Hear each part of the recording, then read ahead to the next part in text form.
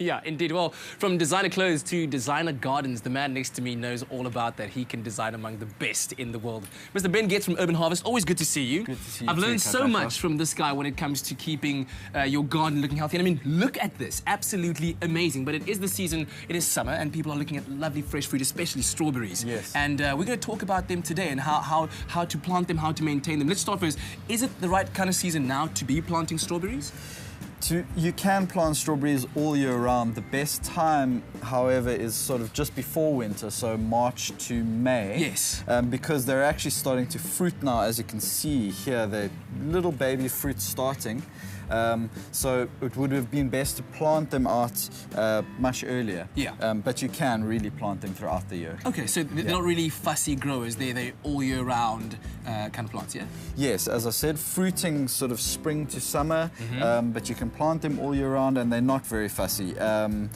They like a well-draining, high nutrient soil, so with compost and well-draining, but they like an acidic soil as opposed to a slightly alkaline soil. So most vegetables prefer a slightly alkaline environment, whereas strawberries, which are, I believe, native to sort of forest floors, pine forest floors in Europe is where they came from.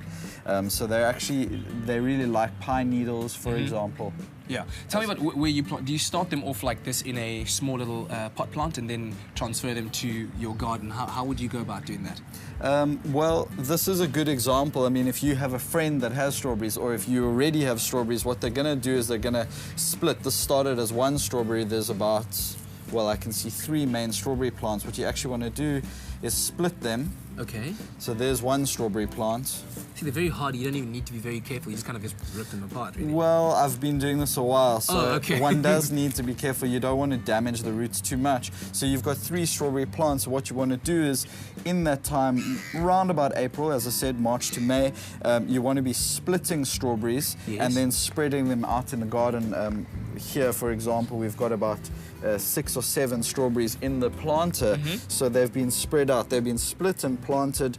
And what you really asked is, where do you get strawberries from? The best and the loveliest is to get them from a friend, if you happen to have a friend who's growing strawberries. Otherwise, of course, nurseries will sell them in pots like this.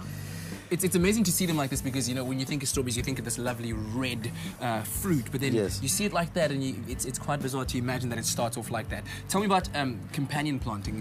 What are the best kind of plants to plant with strawberries to help them grow best? One of the best and the favorites is borage, which is, it's got an edible purple flower which tastes a little bit like cucumber. And kind of put it in water in summer to give you a very subtle cucumber fresh flavor.